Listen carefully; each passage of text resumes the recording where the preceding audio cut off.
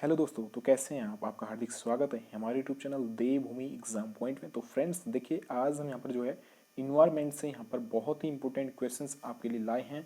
ये question friends बहुत सी परीक्षाओं में पूछे गए हैं। तो ये क्वेश्चन फ्रेंड्स इसलिए भी ज़रूरी हो जाते हैं क्योंकि ये क्वेश्चन बहुत सी परीक्षाओं में आए हुए हैं। तो देखिए, अगर आप भी हमसे जुड़ना चाहते हैं, आप हमारे चैनल को सब्सक्राइब कर लें और वीडियो पसंद आता है आप वीडियो को लाइक कर सकते हैं। इसी तरह के वीडियोस का अगर आप नोटिफिकेशन पाना चाहते हैं, बेल आइकन प्रेस कर लीजिए ऑल पर क्लिक करके, जिससे कि सारे नोटिफिकेशन आपको उस समय रहते मिलते रहें। तो फ्रेंड्स ये क्वेश्चन देखिए, दोनों लैंग्वेज आपको यहाँ पर देखने को मिलेंगे। तो फ्रेंड्स बढ़ते हैं आज के पहले क्वेश्चन की ओर। आज का जो यहाँ पर पहला क्वेश्चन है, ऑयल जैपर में एक बैक्टीरिया का उपयोग करके तेल साफ को जो है साफ करने के लिए इसको यूज होता है, लेकिन यह किसके द्वारा विकसित किया गया था, आपसे यहाँ पर पूछा गया है। तो फ्रेंड्स इसका जो राइट आंसर होगा ए बी सी डी, चार ऑप्शन है और चारों में से जो राइट आंसर है ऑप्शन नंबर जो बी है बिल्कुल राइट आंसर है। तो देखिए TERI यहाँ पर जो है राइट आंसर होगा, तो ऑप्शन बी यहाँ पर बिल्कुल राइट आंसर है। अब आपके दिमाग में क्वेश्चन बन रहा होगा, तो TERI है ये क्या है? देखिए फ्रेंड्स, ये जो है the energy and resources institute इसका जो है फुल फॉर्म है। तो इसके द्वारा फ्रेंड्स इसे विकसित किया गया था, यानी कि ऑप्शन बी जो है the energy and resources institute, यानी कि ऑप्शन बी बिल्कुल राइट आंसर होगा। देखिए फ्रेंड्स, अगर आपको थोड़ा सा मैं समझाऊं, तेल रिसाव से छुटकारा पाने के लिए बैक्टीरिया का उपयोग करने की नई तकनीक को ऑयल जैम्पिंग कहा गया है। तो ऑयल जैम्पिंग एक जैव उपचार तकनीक है जिसमें जो है ऑयल जैम्पिंग बैक्टीरिया का उपयोग होता है, और इसे जो फ्रेंड्स TERI द्वारा जो है विकसित किया गया था।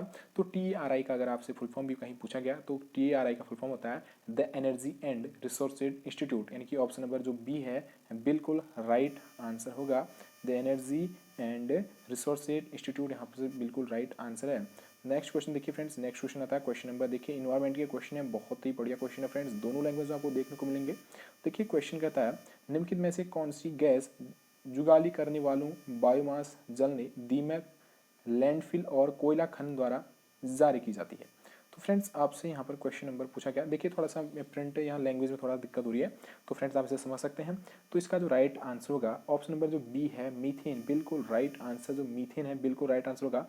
देखिए मीथेन गैस को जुगाली करने वालों और बायोमास जलने, दीमक, लैंडफिल और कोयला खनन द्वारा ये जारी किया जाता है, यानी कि इससे रिलीज होता है। तो ऑप्शन नंबर जो मीथेन है बिल्कुल राइट आंसर होगा फ्रेंड्स, आपको ये पॉइंट भी याद रखना है।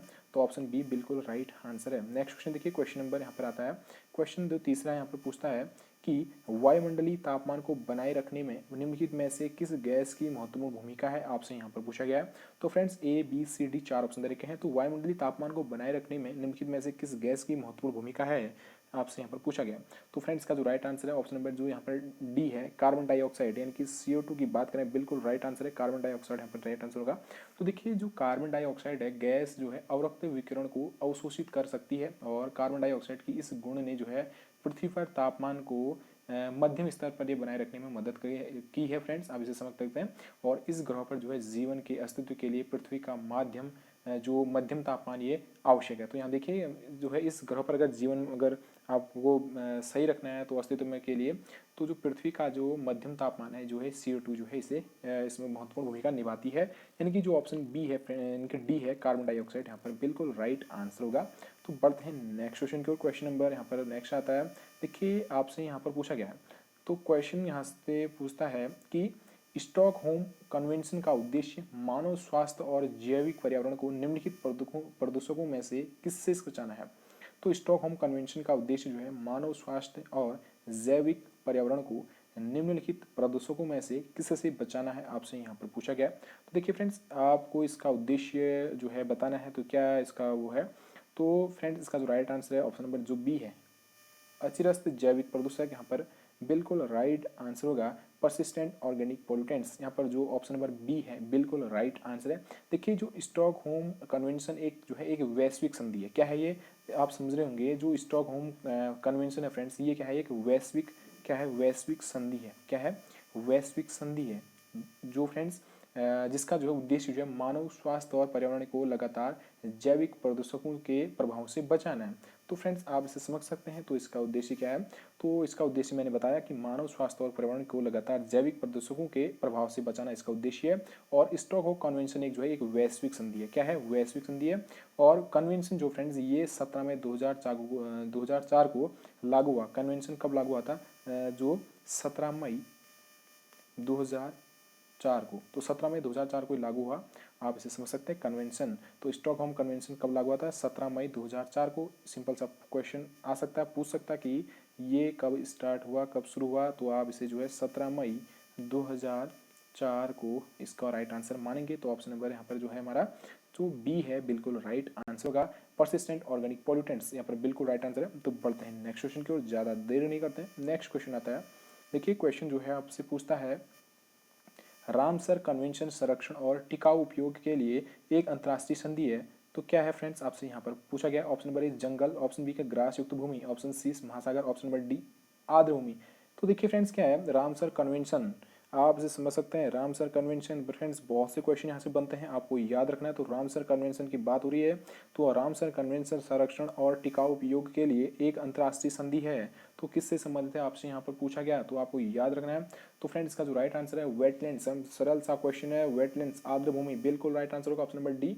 देखिए फ्रेंड्स अंतर्राष्ट्रीय महत्व के वेटलैंड्स इनकी आर्द्र भूमि पर रामसर कन्वेंशन विशेष रूप से वाटरफॉल हैबिटेट वेटलैंड्स इनकी आर्द्र भूमि के संरक्षण और टिकाऊ उपयोग के लिए एक अंतर्राष्ट्रीय संधि है। इसे जो है वेटलैंड्स आर्द्र भूमि पर कन्वेंशन के रूप में भी जाना जाता है। और इसे जो है 1971 में साइन किया गया था। तो देखिए इसे जो है 1971 में साइन किया गया था। आपको ये पॉइंट याद रखना है 1971।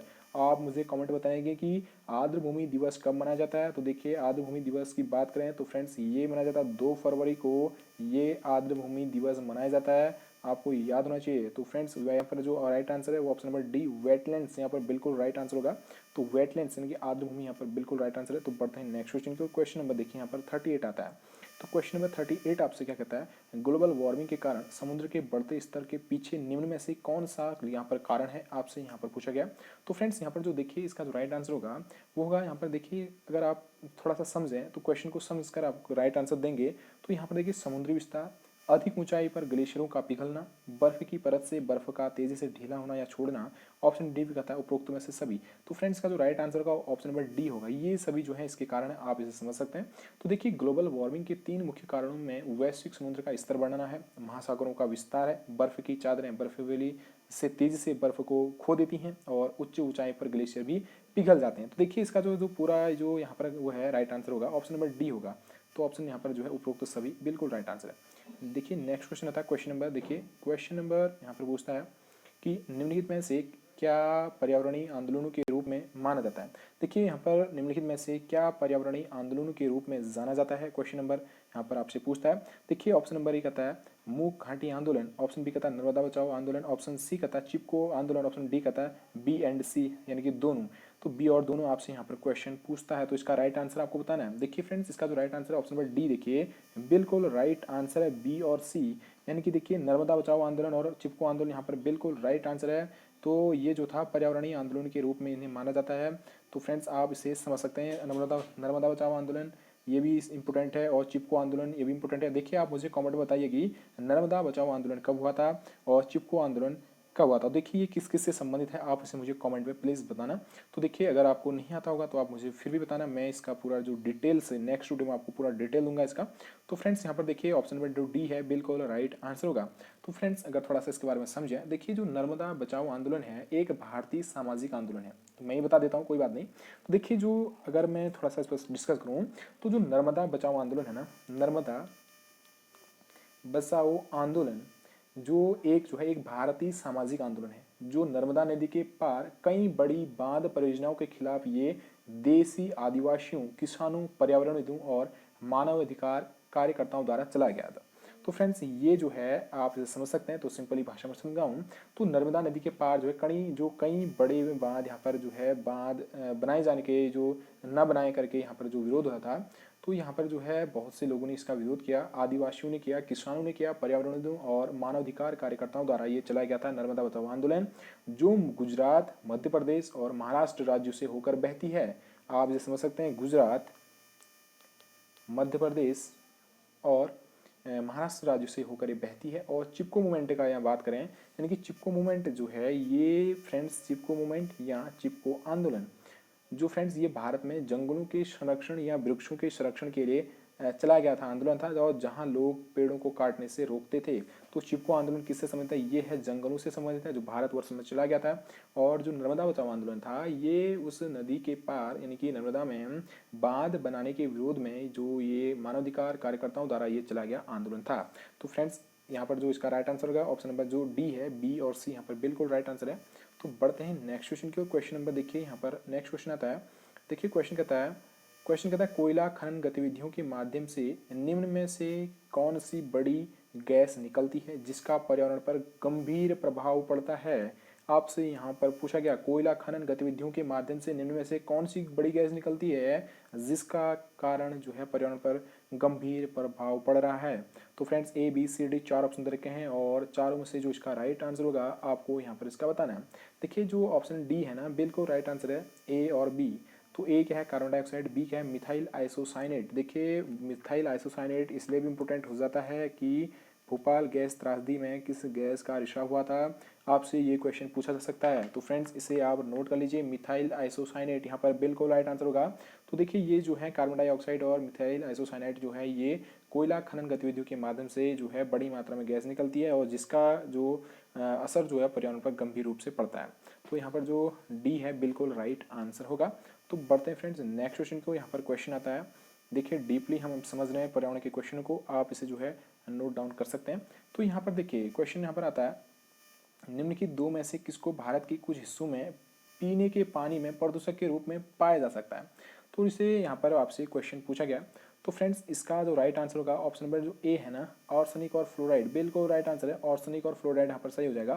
देखिए भारत के कुछ हिस्सों में जो है पीने के पानी में आर्सेनिक, फ्लोराइड जैसे कई अन्य दूषित तत्व हैं और आर्सेनिक के स्रोत जो हैं फूलों के बाग हैं, फ्लोराइड के स्रोत प्राकृतिक निक्षेपों का शरण, उर्वरकों और एल्यूमिनियम कारखानों से स्राव जो होता है, ये जो है इसके जो प्राकृतिक निक्षेपों का यहाँ पर जो इसका शरण है, ये स्रोत है फ्लोराइड के, आप इसे फ्रेंड्स समझ सकते हैं। तो यहाँ पर जो राइट आंसर होगा आर्सेनिक और फ्लोराइड यहाँ पर बिल्कुल राइट आंसर है।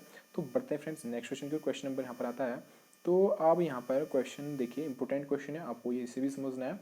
क्वेश्चन कहता है कि निम्नलिखित में से कौन सा प्रोटोकॉल ओजोन क्षय के लिए जिम्मेदार पदार्थों को चरणबद्ध करके ओजोन परत की रक्षा के लिए बनाया गया है?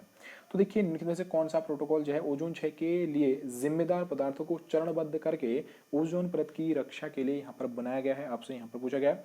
तो फ्रेंड्स इसका जो राइट आंसर होगा तो होगा वहाँ पर ऑप्शन नंबर जो डी है, मॉन्ट्रियल प्रोटोकॉल, यहाँ पर बिल्कुल राइट आंसर है, ऑप्शन नंबर डी यहाँ पर सही होगा। देखिए जो मॉन्ट्रियल प्रोटोकॉल ऐसे पदार्थों पर जो ओजोन परत का क्षय करते हैं एक अंतर्राष्ट्रीय संधि है। क्या है? जो अंतर्राष्ट्रीय संधि है, जो फ्रेंड्स जो मॉन्ट्रियल प्रोटोकॉल है ये क्या है? एक अंतर्राष्ट्रीय संधि है जो ओजोन को रिक्तीकरण के लिए जिम्मेदार कई पदार्थों के उत्पादन को चरणबद्ध करके ओजोन परत की रक्षा के लिए ये बनाया गया है। देखिए इम्पोर्टेंट भी है, तो मॉन्ट्रियल प्रोटोकॉल जो फ्रेंड्स इसे जो है 16 सितंबर, देखिए 16 सितंबर 1987 को इस पर सहमति हुई और 16 सितंबर 1989 को इसे लागू किया गया। देखिए क्वेश्चन आपसे ये पूछ सकता है कि मॉन्ट्रियल प्रोटोकॉल जो है इस पर सहमति कब हुई? तो देखिए ये सहमति हुई थी 16 सितंबर 1987 को, लेकिन इसे जो है लागू कब किया गया? लागू अलग किया गया था। लागू करने की बात जब आती है तो 16 सितंबर 1989 को इसे लागू किया गया था। 16 सितंबर 1989 को फ्रेंड इसे लागू किया गया था। लागू करने की अलग क्वेश्चन आ सकता है और इसे कब सहमति प्राप्त हुई वो क्वेश्चन अलग बन सकता है। तो मॉन्ट्रियल प्रोटोकॉल जो था इसे सहमति कब प्राप्त हुई? 16 सितंबर 1987 को, और इसे लागू कब किया गया था? 16 सितंबर 1989 को। आप ये पॉइंट दोनों याद रखेगा। तो फ्रेंड्स ये पढ़ते हैं नेक्स्ट क्वेश्चन को। यहाँ पर जो मॉन्ट्रियल प्रोटोकॉल है बिल्कुल राइट आंसर है, ओजोन क्षरण से यहाँ पर संबंधित है। और ओजोन डे जो है फ्रेंड्स इसे भी आप मुझे कमेंट में बताएंगे कि ओजोन दिवस कब मनाया जाता है। देखिए नेक्स्ट क्वेश्चन आता है, क्वेश्चन नंबर यहाँ पर पूछता है कि निम्नलिखित में से किस राष्ट्रीय उद्यान की जलवायु उष्णकटिबंधीय से उपोष्णकटिबंधीय, समशीतोष्ण और आर्कटिक से भिन्न होती है? तो उस किस राष्ट्रीय उद्यान की आपको जलवायु बतानी है कि उष्णकटिबंधीय से उपोष्णकटिबंधीय, समशीतोष्ण और आर्कटिक से भिन्न होती है, आपसे यहाँ पर पूछा गया। तो देखिए फ्रेंड्स इस राय का जो राइट आंसर है ऑप्शन नंबर जो बी है ना, बिल्कुल नामदफा राष्ट्रीय उद्यान, बिल्कुल राइट आंसर है, ऑप्शन नंबर यहाँ पर बी है, नामदफा राष्ट्रीय उद्यान। देखिए अरुणाचल प्रदेश में स्थित जो नामदफा राष्ट्रीय उद्यान है, देखिए अब पॉइंट बन सकता है। तो नामदफा राष्ट्रीय उद्यान का है, ये है अरुणाचल प्रदेश। कहाँ पर है, अरुणाचल प्रदेश में है ये नामदफा राष्ट्रीय उद्यान। देखिए और इस पर जो है जलवायु उष्णकटिबंधीय से उपोष्णकटिबंधीय, समशीतोष्ण और आर्कटिक से यहाँ भिन्न होती है। यह फ्रेंड्स दक्षिणी क्षेत्र में उष्णकटिबंधीय और उपोष्णकटिबंधीय है, जबकि उद्यान के उत्तरी भाग में यह आर्कटिक प्रकार का है। ये पॉइंट आपको याद रखना है। और नामदफा राष्ट्रीय उद्यान कहाँ है, ये है अरुणाचल प्रदेश। बढ़ते हैं फ्रेंड्स नेक्स्ट क्वेश्चन की ओर। यहाँ पर क्वेश्चन आता है, क्वेश्चन को देखिएगा, दोनों लैंग्वेज में, बहुत बड़ा क्वेश्चन है। भारत में इस्पात उद्योग निम्नलिखित में से किस प्रमुख प्रदूषक को छोड़ता है, आपसे यहाँ पर पूछा गया।